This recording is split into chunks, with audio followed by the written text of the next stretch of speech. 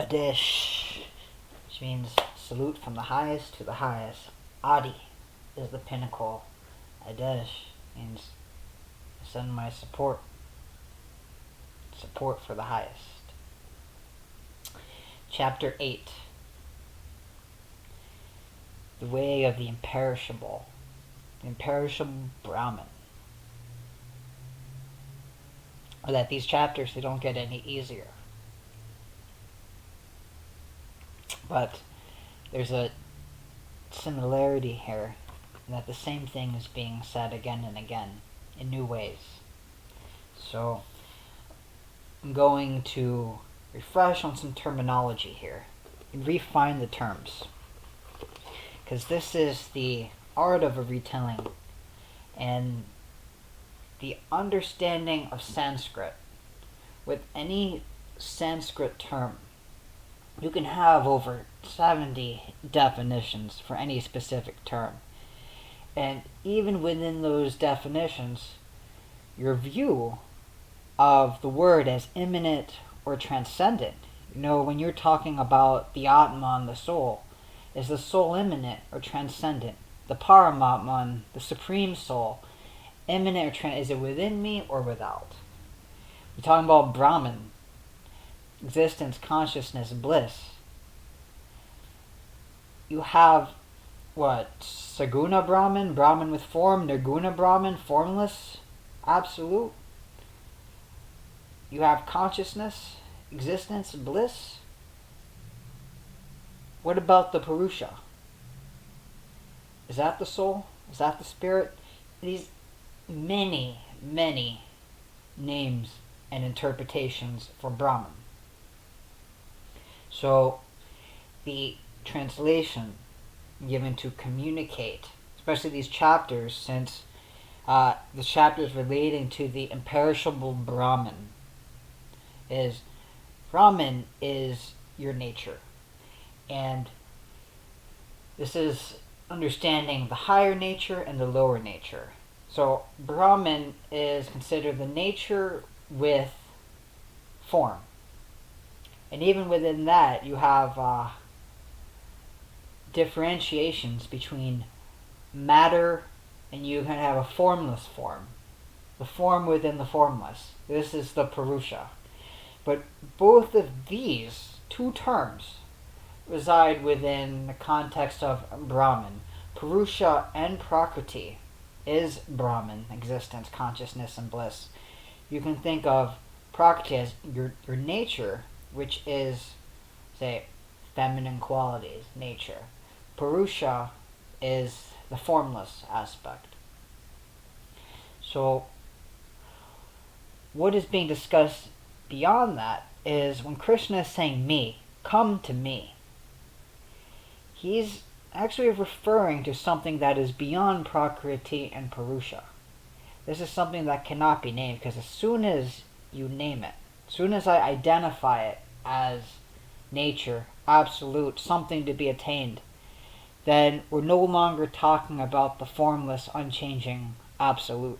And this is key with the words here, is that why I'm referring to when Krishna says me, this is the nameless one. He has not given himself a name. Krishna is an epithet, a name we superimpose, just like we superimpose upon the Buddha, meaning the one who awoke, the awakened. So, that nature has these two terms. There's Prakriti and Purusha, form and without form. And the eightfold aspect of the form is the 5 elements are dealing with the manifest material matter. And you have mind, eye, and reasoning as the formless. And these are reflections upon each other, like the water and the earth element. They comprise the form. And you have wind and space representing like the formless, and then fire representing the changing energetic aspect. And this is form. Formless is the Purusha, in which the soul, if one uses this terminology, you have 2 Sanskrit terms. Jiva, which is the individual soul, and the Atman, means the collective soul that is beyond individuality. And then beyond that, we ascribe names to the nameless, like the Paramatman, the Supreme Soul that is now beyond defining. And this is the Trinity that we constantly see. And this Trinity is repeated throughout the text, through the three gunas, Sattva, Rajas, and Tamas. But I wanted to go over these terms because I may say Prakriti and Purusha. This is really nature and spirit. And this still comprises what your nature is. That which is beyond, that which is pure presence, and able to witness and observe. This is the ocean. This is what is referred to as Vishnu, who resides upon and sits upon the ocean of consciousness. So he rests upon the great spirit of Prakriti and Purusha, and is able to stand above the form and the formless. So to understand this, we have chapter 8. And this is an art form. I'm trying to communicate it, and I'm not saying it's perfect, but it is a sincere attempt to present the Gita in a way that can be communicated. And the Buddha did a similar thing, refusing to even have his teachings of the Dharma translated into Sanskrit, for saying that the Dharma should be taught in every age, translated anew, translated afresh. So, fortunately, I'm not writing this out for you. I'm giving you a fresh interpretation. And maybe many years from now, this interpretation will change. As the meanings of Sanskrit terms, they change over time as we impose meaning upon it. Atman, or the soul, may mean one thing to you now. But 5 years from now, the soul may have a totally different meaning. You may view the soul as individual. But maybe later on, by the end of your life, you view the soul as universal. You see how one word is not concrete, which is the dance that I make of it. I'm trying to outline the terminology now so there's some grasp. But know that this terminology of Dharma is changing. And this is what is meant by all the Dharmas are impermanent. They're just skillful means to bring you to what Krishna, Vasudeva, is referring to as me. Come to me, take refuge in me. He's referring to the nameless. And this, we have to go beyond the name and form to understand the meaning here behind it. So this is my honest attempt at communicating the imperishable Brahman. So we begin. Arjuna, he asked the question, what is Brahman? What is the individual soul? And what is action? Oh, who stands above all of this? What is said to underlie all of the elements?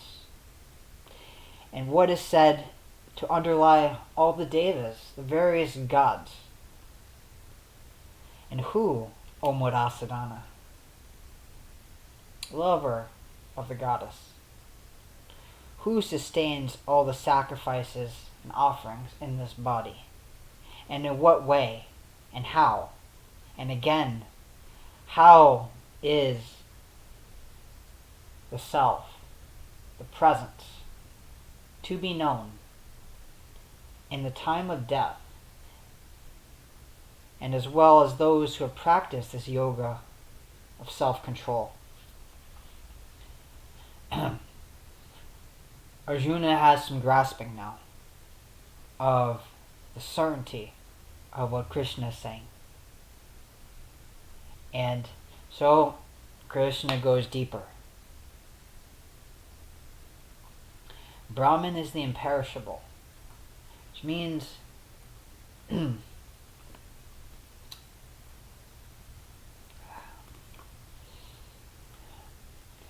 it's eternal. Even your nature is eternal. And this is such a paradox. I'll stop here. I don't want to superimpose too much, but he says that Brahman is imperishable and supreme. And Krishna, too, representing as the Absolute, is imperishable and supreme. So right here in his statement, he's aligning equality. I can just stop here in this statement. The depth and the magnitude of what is being said. But the paradox here is that he said Brahman is imperishable, which means that does not change. But yet he says that your nature is always changing. These paradoxes have to be resolved, and the resolution for it is the path of action, the mental offering of one's own even understanding, because the understanding, the reasoning faculty of Bodhi, B-O-D-H-I, which is pure understanding, is still a quality of nature, one of the eightfold attributes: understanding, eye, intellect, and the five senses create the eight.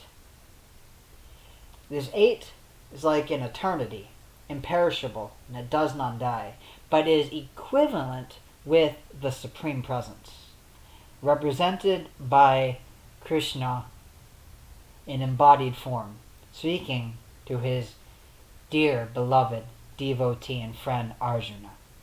It says Brahman is the imperishable and dwells in each body. Where in the body?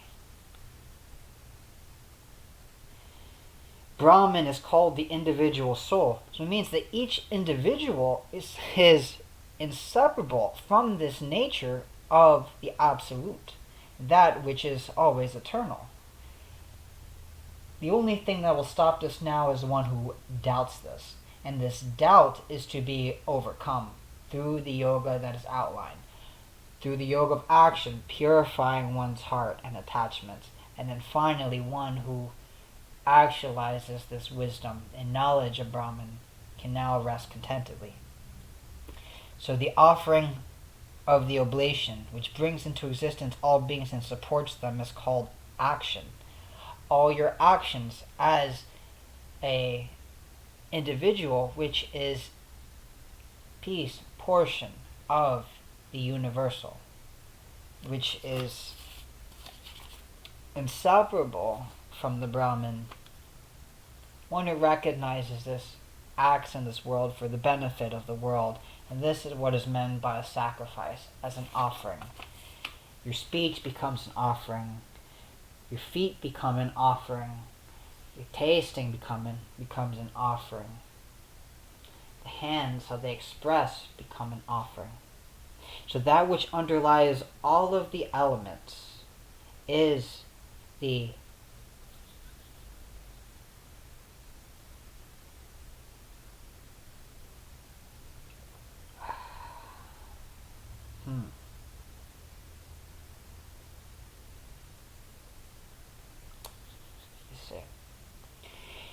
That which underlies all of the elements is the Purusha.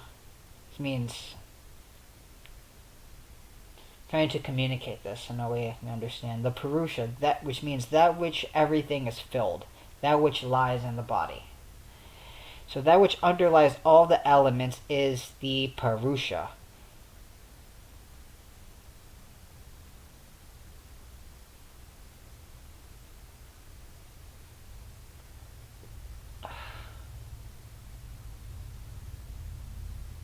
Excuse my translation here.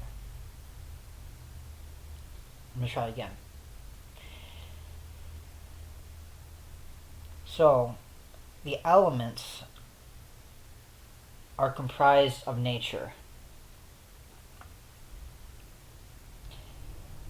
Nature and the Purusha are inseparable. This is form and the formless. So the elements comprise the form. The form is itself eternal, and we perceive him as coming and going, changing. This is what we understand as perishable, like the bodies, they come and go. So this is what is meant to Arjuna to act. And to know that the imperishable, the Purusha, changes these elements like one changes their shirt, changes their clothes. So that which talked about the elements, they're changing. And that which is unchanging, the Purusha, is represented by all the various gods, the very formless aspect. These are the devas, qualities of nature that bits and pieces, parcels of the all-pervading spirit. And he who sustains the sacrifices is myself, stands above all as the nameless, here in this body, O best of warriors, Arjuna. And whoso at the time of death, okay, he leaves his body and he knows this.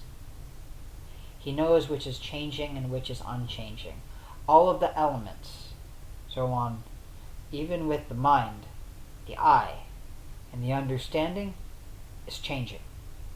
That which stands above is unchanging. So whoso at the time of death leaves his body, remembering, knowing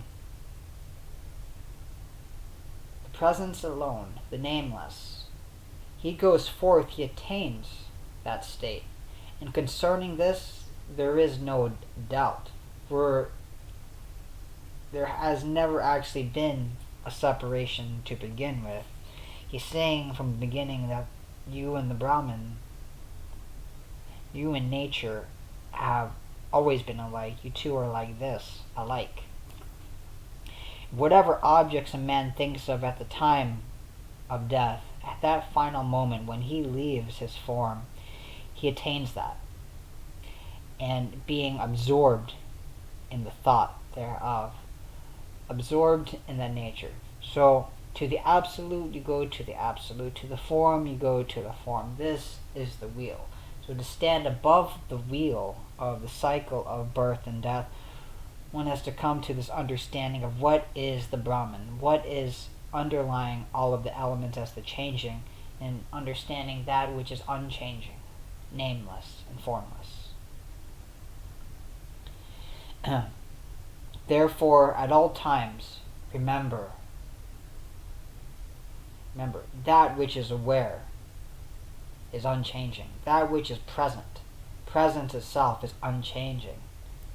Soon as you perceive a form, an element, an aspect, even a thought, which are energetic forms, where did it go?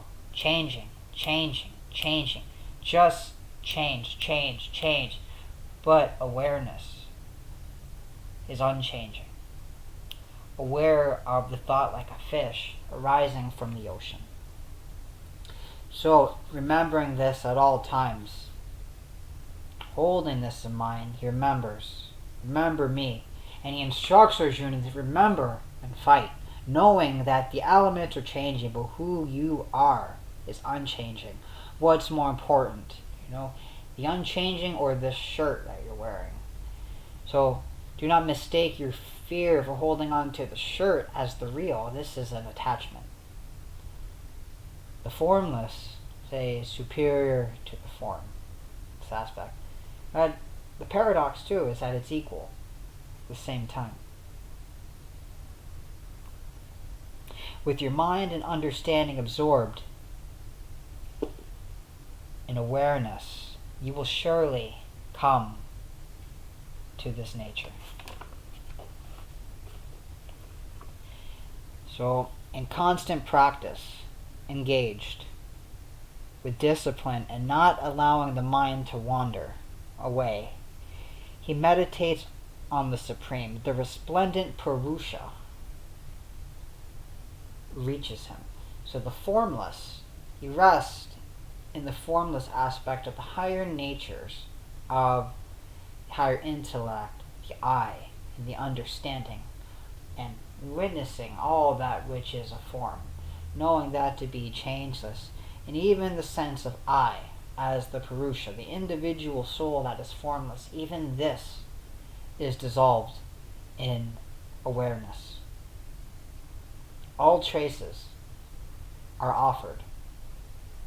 And even the fear of existence, non-existence, for the self-identification, even the Purusha is dissolved and let go.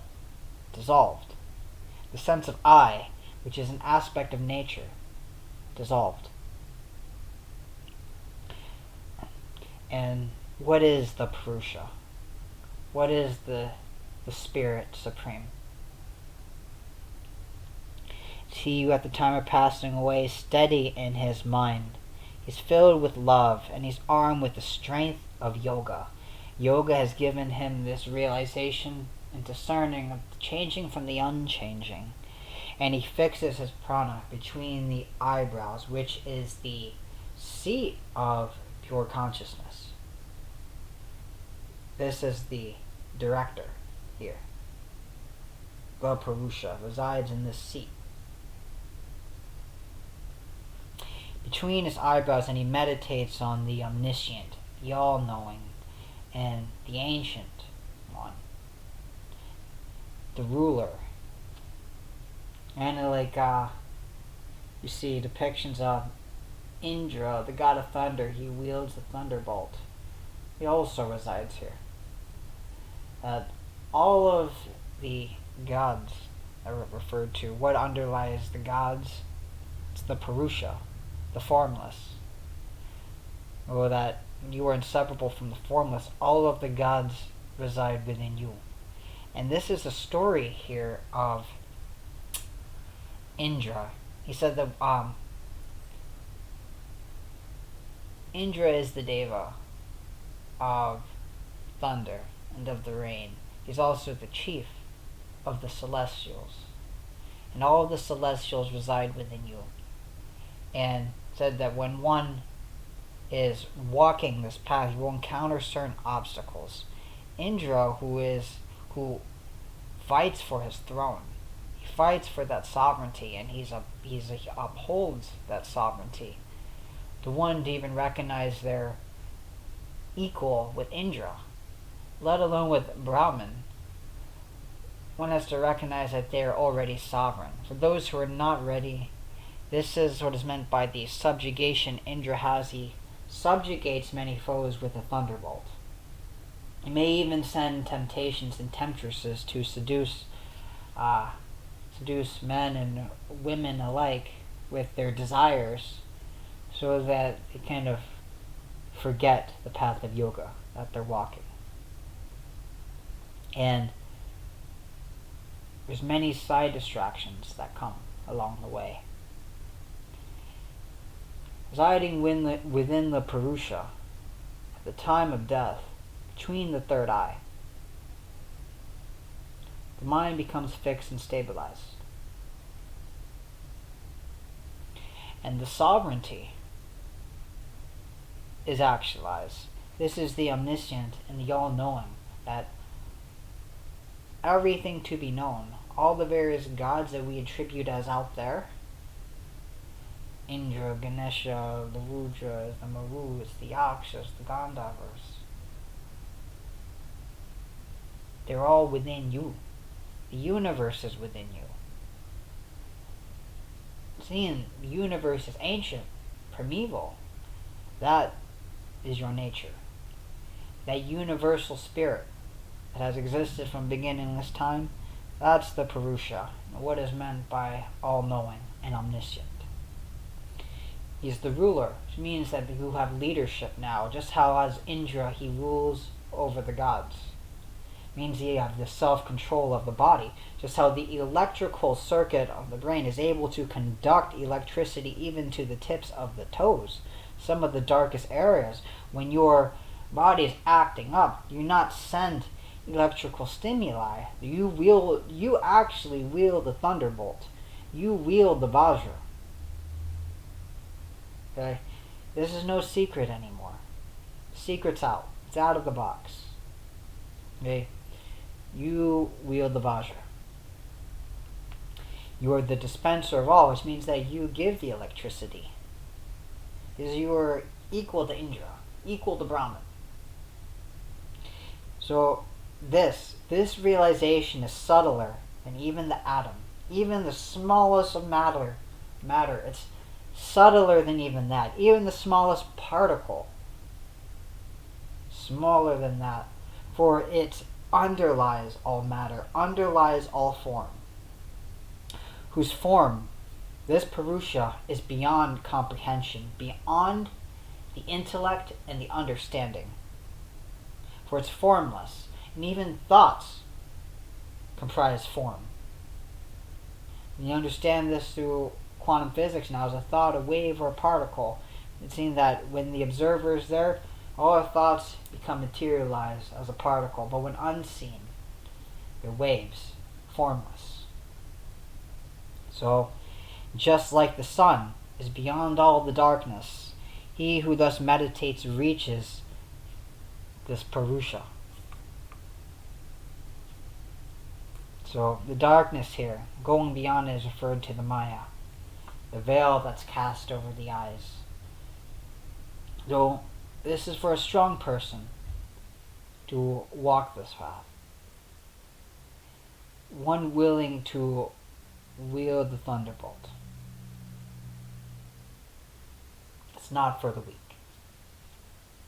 actually. So meditation on the formless. I will now describe to you the state in which those who know this knowledge call the imperishable, and to which the renunciates, the self-controlled ones, and those freed from attachment and desire, lead the life of continence, the life of purity. So, the one who resides within this supreme person, capable of wielding the thunderbolt, how is this actualized? He closes the doors of the senses, the eyes, the ear, the nose, the tongue, the skin. He rests, closing all the doorways. He confines the mind within the heart. Okay. He draws the prana into the head. So he rests in the heart. The life breath is in the head. Remember that the eyes, between this third eye, the eyes control the energy. So what's meant here is the stabilization of the inward and the outward breaths. And as the eyes stabilize and the prana is drawn here, boom, you're resting and you're uniting Purusha and Prakriti in the center of the heart.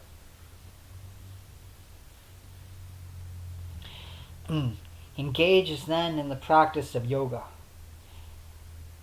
uttering the Om, which is the sound. Know that your life breath is the Om. This is the sound, and it creates this sound. You can hear it through the sound of the ocean, through the slight constricting of the glottis. Produces the Om, resting within the sound. The sound is Brahman, the single syllable denoting Brahman, and he meditates on me, representing the absolute, nameless and formless. The sound brings you there. Nada Sudanana, Nada Sudana. And just meditation on the inner sound. And he departs, he leaves his body, thus he attains the goal.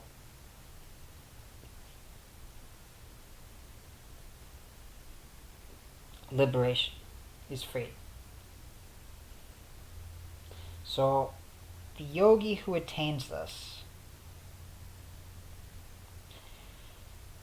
Krishna says, so the yogi who practices that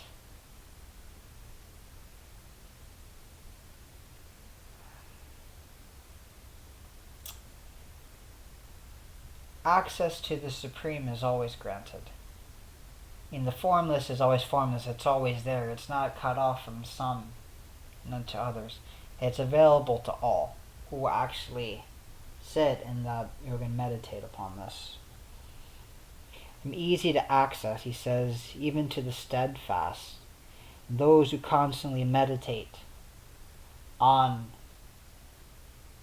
awareness. He gives no thought to anything else. It means that his mind is now stabilized in the heart, brought into the heart, and the prana is now stabilized through the eyes. It's united these polarities. And having come to awareness, these high-souled men are no more subject to birth and rebirth. They've cut the wheel, which is transitory, in the abode of pain, for they have reached the highest perfection of the unchanging. Know that the realm of birth and rebirth is changing. That which is the higher nature, the Purusha, is unchanging.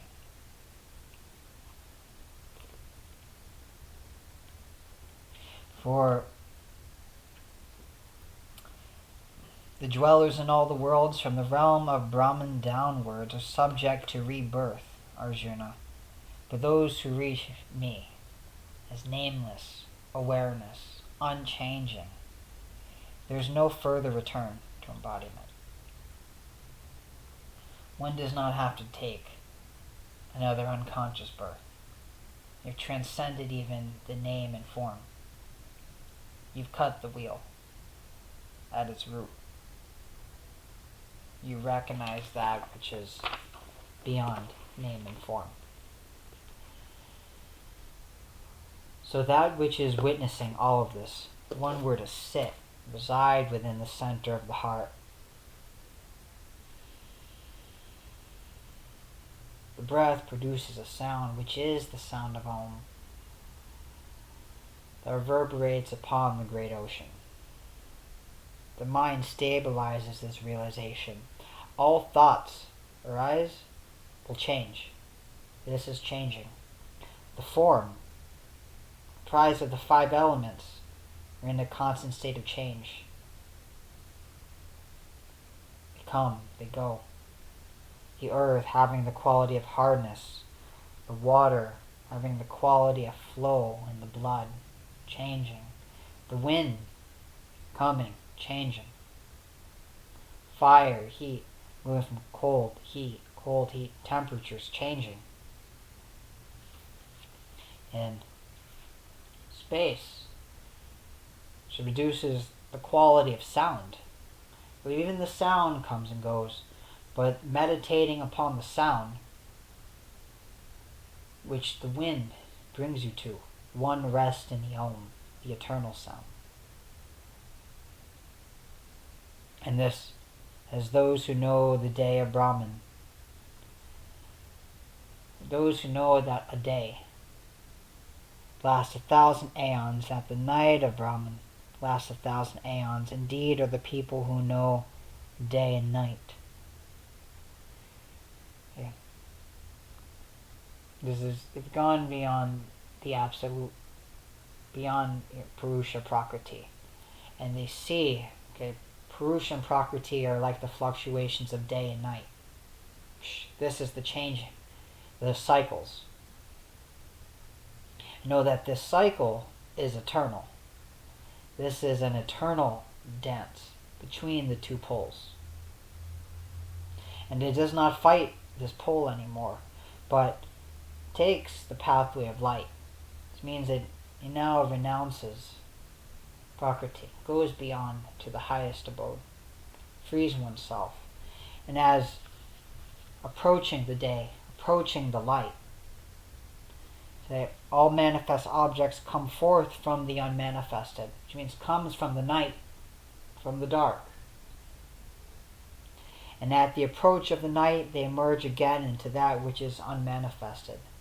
So you can say that the Purusha is like the day, and this is what's manifested in Prakriti. The nature is like the night, the unmanifest. And this veil is cast.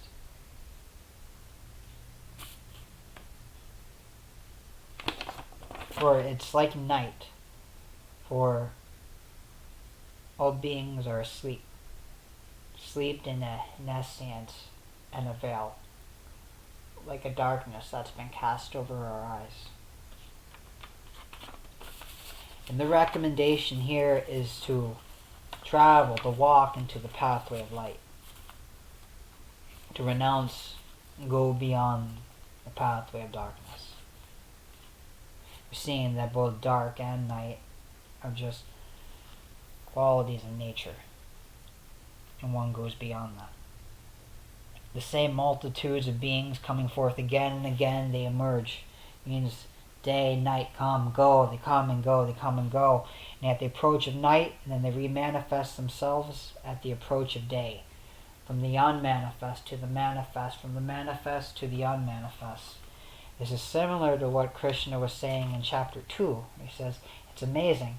Beings, they're unmanifest in their natural state, and then they're manifest.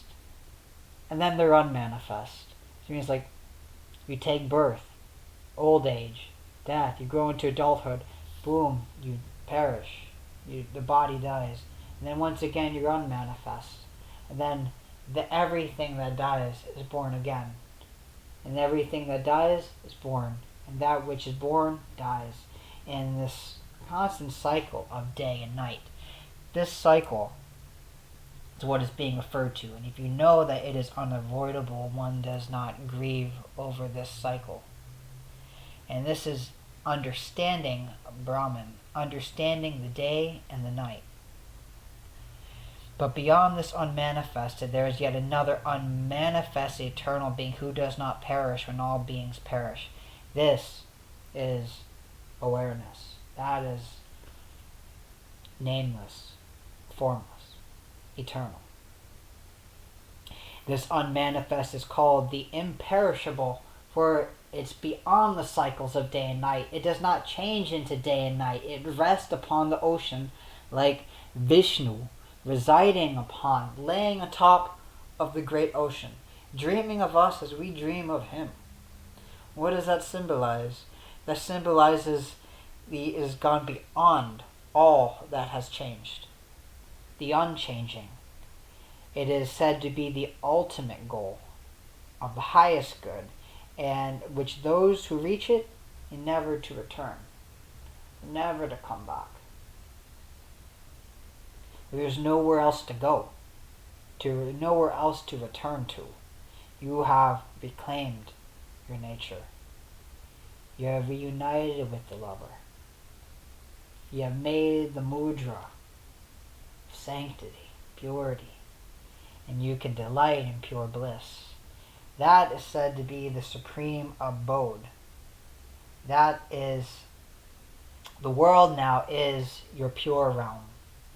That is your manifestation of Brahman. Brahman is now your home. And is what is meant by those who actualize it are the twice born. You're born again. And this is not a physical birth, but a spiritual birth. Remember in chapter 1, he sees all the warriors on the battlefield. Dronacharya, Bhishma. He recognizes these are immortal warriors. These are the twice born. These are warriors who have to will themselves consciously to die. They're not just going to give up. These are warriors who've actualized their nature. And willingly they lay their lives down like a sacrifice. Even in battle. For they know like this body is just a cloth. And a great delight to actually lay down these clothes in this time. Maybe a story that will be told for aeons and aeons, than me to give it up in some other way. So, this is what is meant by the twice born. Those who have taken birth again, a spiritual birth. For the world, Brahman is now their home. Existence, consciousness, bliss, a pure realm of bliss, and they can delight, actually enjoy life. What a joy. What a joy. That is the highest good, and worthy of every being who makes the effort and strives in this direction. And in the beginning requires some effort. Because he's not telling Arjuna here to just be negligent, to just don't do anything at all. That's not renunciation. That is an incorrect interpretation of renunciation. Renunciation, that's been outlined in chapter 5. What is renunciation? The attachment to the fruit of one's actions. Surrendering of the fruit, one resides contentedly in the city of 9 gates and delights in the highest, in the supreme, the unchanging. And all those attachments are dissolved, liberated in this knowing of knowledge, the knowledge of Brahman, existence, consciousness, and bliss. Satchidananda. So he says that they're never to depart. There's nowhere to go to anymore. Fire, light, the time of day, even the radiance of the moon, the bright half of the moon, and the 6 months when the sun is on its northern passage. Taking this path, the knowers of this abode, they go to Brahman. Those who take the pathway of light. And those who return to this world, those who take the pathway of action or property. Smoke, night, the dark half of the moon, and the 6 months of the southward passage of the sun. The yogis reach the path of the moon, the lunar path, and thence they return. It means they maintain a body, a form, for the betterment of the world. They know that the world is now their home. These are among the twice-born, who've consciously taken a path. And this is why this yoga is outlined. It is not saying now that your body is no longer necessary. Saying he's gone beyond the attachment to even birth and rebirth, for the world now is Brahman. The world is your home to be enjoyed. And the yogi then goes beyond the pathway of the sun or the pathway of the moon, for he has the eyes of knowledge now to see both the cycles of day and night, light and dark, good and evil, the two opposing forces on Kurukshetra, the field of your own mind, all arising within you, and he is equanimous in the state of yoga. So that these two paths that are outlined, says Krishna, the path of light and the path of darkness, are deemed to be eternal. Eternal! He's not condemning it now. Eternal. He is equanimous with it. To be eternal in the world. And following the one, a man does not come back. And following the other, he is reborn. Now, the pathway of the moon is a pathway for the brave. And this can be taken consciously. But when most people travel, the pathway of the moon and in the cycle of the wheel is they've traveled it unconsciously. This is the unconscious birth, not recognizing pure awareness, so they're caught in a wheel of samsara. The twice-born recognizes their world as their home. They delight in Purusham Prakriti, matter and spirit. The results following these paths is such that the yogi who understands these two paths, they're not deluded. They're not lost. They see the cycle. And therefore, Arjuna, at all times be steadfast in this knowledge, in this realization. Be a yogi. And the yogi is not one who's soft. The yogi is one who's they're looking death in the face. They're even becoming equanimous with the darkness. Seeing the dark and the light, the shadows of night and day, the sun and the moon, and uniting the forces within oneself. That is the true union of the sun and the moon. Ha-ta. The yogi who knows this, he transcends all the rewards laid down for the studies of the Vedas. He goes beyond the attachments and rewards of even for the heavenly pursuits. See, those are just attachments. One holds on to it. Holds me back like Indra, who tempts the beings by sending them maidens and various gifts, and because he does not want to lose the sovereignty. And because it has to be earned. It has to be earned by you, this victory of sovereignty. And for the path of the sovereign, who's recognized Brahman as their home, existence, consciousness, and bliss is your pure realm, your mandala. Says even he goes beyond the study of knowledge. He goes beyond all concepts. He goes beyond sacrifices, even beyond practices, beyond austerities. And he makes offerings into the world, and by doing so he reaches the unchanging, pure awareness. Thus ends chapter 8 on the way of the imperishable. And this will continue on to chapter 9 for the way of the sovereign. How does the sovereign act in the world? It shall continue. Each lesson deepens on each other. And I know this, for this generation, this is not an easy topic to discuss. But I'm laying it down to you with my heart on this. I'm giving this to you, man. This is for you. I'll see you in the next chapter.